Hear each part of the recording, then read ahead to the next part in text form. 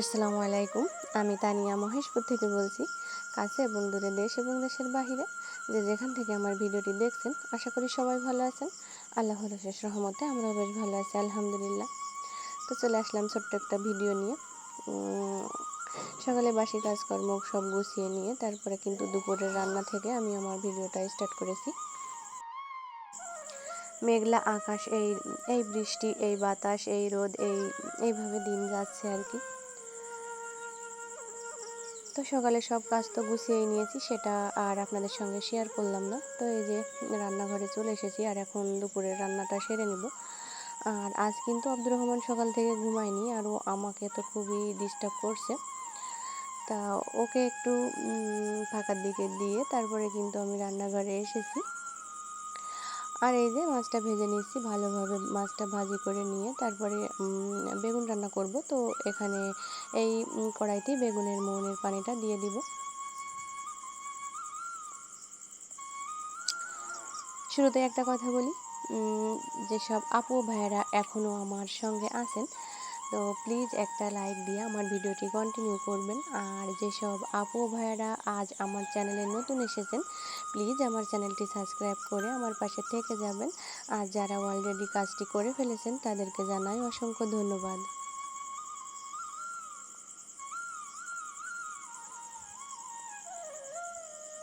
তো মাছটা আমি ভাজি করে নিয়েছি আর এখন মৌনির পানিটা দিয়ে দিয়েছি। আর এখানে লবণ আর হলুদ দিয়ে দিলাম। তারপরে পানিটা টকবক করে ফুটা উঠে পড়ে তারপরে কিন্তু আমি বেগুন আর আলু দিয়ে দিলাম।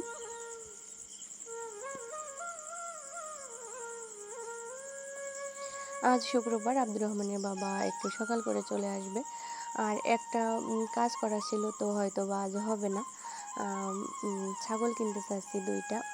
বলেছিলাম না যে টাকা দিয়েছি একজনদের, তো সে টাকা তো মার দিয়েছে।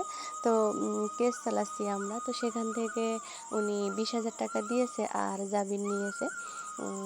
ওনার কাছে 2 লাখ টাকা পাওয়া যায়, সেভাবে ওনার নামে একটা কেস চলছে।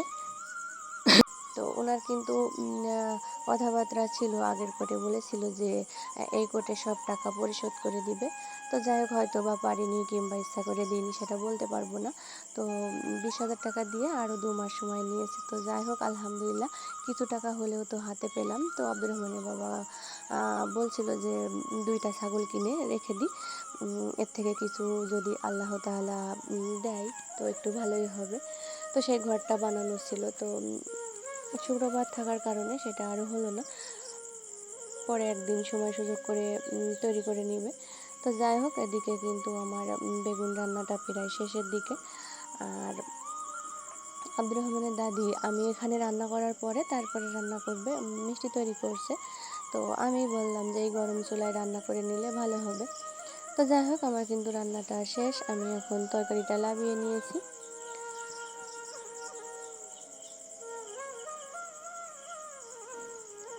তরকারি আর ভাত কিন্তু পরপরই হয়ে গিয়েছে, যেহেতু একটা তরকারি আর এক ভাত রান্না করেছি, বেশি সময় লাগেনি। আর বেগুন রান্না করতে তো বেশি সময়ই লাগে না।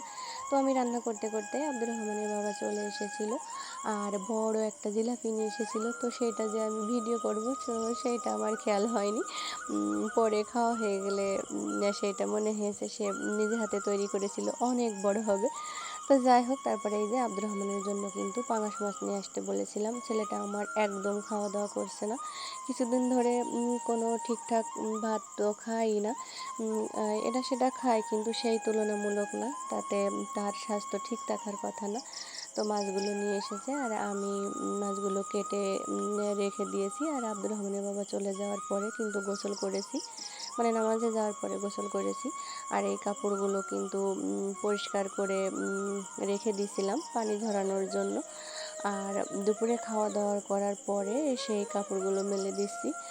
আব্দুর রহমানের বাবা তাড়াতাড়ি চলে এসেছিলো, নামাজ শেষ করেই চলে এসেছিলো। আর এসেই কিন্তু ভাত চাচ্ছিল, এই জন্য ভাবলাম আগে তাকে খাবার খাইয়ে দিয়ে তারপরে আর যে কাজগুলো আছে সেইগুলো করব।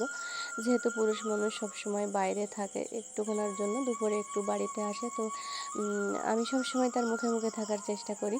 আর ভিডিও তো করিই না, কোনো কিছু খুবই কম করি, যে হয়তো বা বকবে, কী বলতে কী বলবে বলা তো আর যায় না।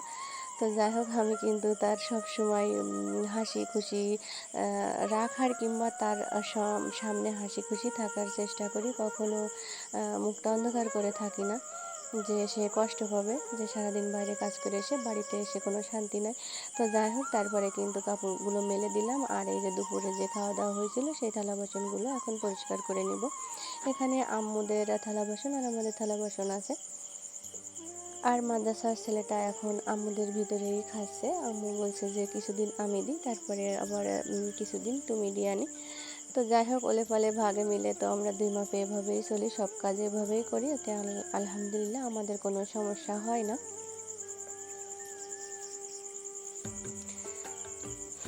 আমাদের মতো ভুল যেন কেউ কখনো করবেন না। কারো কথা বা কারোর মুখের মিষ্টি কথাতে টাকা পয়সার লেনদেন করবেন না। আগে তার সম্পর্কে জেনে বুঝে তারপরে করবেন। তো আমরা যে ভুলটা করেছি সবাইকে বলি যে এই ভুলটা যেন আর কেউ না করে। এখন বলার কিছুই নাই। আমাদের সাথে আরও অনেক মানুষই কষ্ট পায়, তো আসলে তাদের কোনো দোষ না। তাদের আমরা তো কোনো দোষই দিই না, কিন্তু তারা খুবই কষ্ট পায়। তো যাই হোক আমি কিন্তু থালা বাসনগুলো পরিষ্কার করে ধুয়ে নিলাম, আর এখন পানি ঝরানোর জন্য খাটের ওখানে রেখে দেবো, পরে বিকালে তুলে নিব। আর কাদা পানি হয়েছে এই জন্য তো কাজ করতে একটু সমস্যা হচ্ছে। তো যাই হোক সবাই ভালো থাকবেন, সুস্থ থাকবেন। আজ এই পর্যন্ত, আল্লাহ হাফেজ।